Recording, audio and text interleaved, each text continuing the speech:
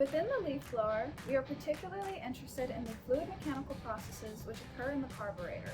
The main principles which allow the carburetor to work and inform its design are Bernoulli's principle and conservation of mass. Air flows through the main tube after passing through the air filter and gets accelerated in the venturi-shaped tube section by constricting the cross-sectional area of the tube. By Bernoulli's principle, the faster velocity of air results in a lower pressure region, which pulls fuel from the float chamber and at a rate proportional to the velocity of air in the lower pressure region.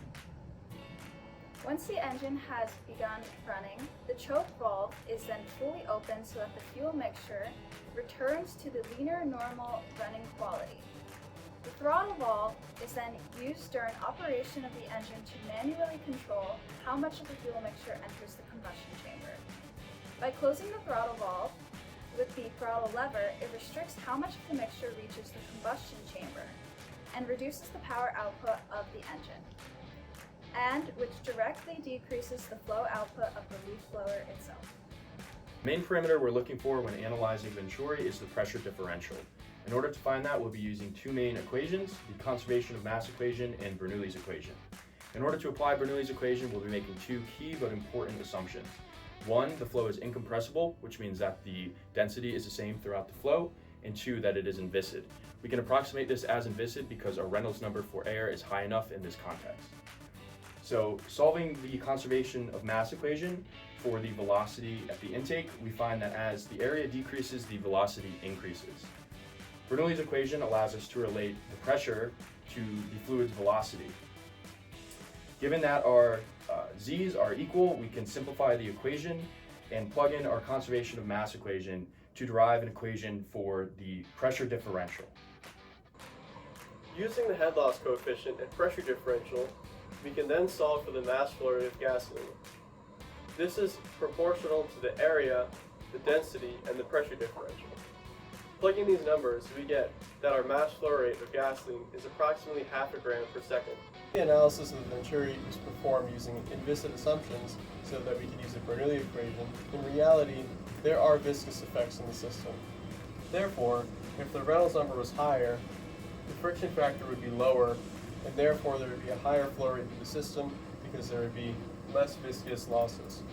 Likewise, on the other axis of the graph, which is relative roughness, if the roughness was higher in the Venturi, then the friction factor would also be higher and the flow rate through the system would decrease. This is because the mass flow rate through the system is proportional to the friction factor. Likewise for the gas tube, if the Reynolds number was lower, the friction factor would be larger. This is especially prevalent for the gasoline tube, which is in the laminar flow region where friction factor is inversely proportional to the Reynolds number. If the inlet to the carburetor was rounded and extended, as it is above here, the streamlines would follow the walls and not experience flow separation and turbulence as is seen in the bottom. This would increase mass flow rate because there's less viscous losses. Using the head loss coefficient and measurements of the geometry of the system, we can solve for the mass flow rate of gasoline. The mass flow rate of gasoline is proportional to the square root of the head loss coefficient, the area of the inlet, the density of the gas, and the pressure differential. Plugging in these numbers, we get a mass flow rate of gasoline of approximately half a gram per second, which is approximately in line with the previous number that we calculated of around 0.7 grams per second. This validates our calculation based on this I don't know what it's called. Whatever, this validates our calculations. If the narrow part of the Venturi is made wider, the ratio between the narrow part and the wide part of the Venturi will become smaller. Following conservation of mass, this means that the ratio between the two velocities will also decrease.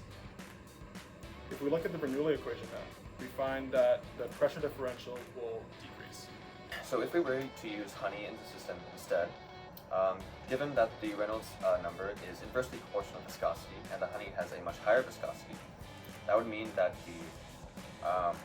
the Reynolds number would decrease significantly, and since the friction factor is proportional to the Reynolds number, that would also decrease significantly.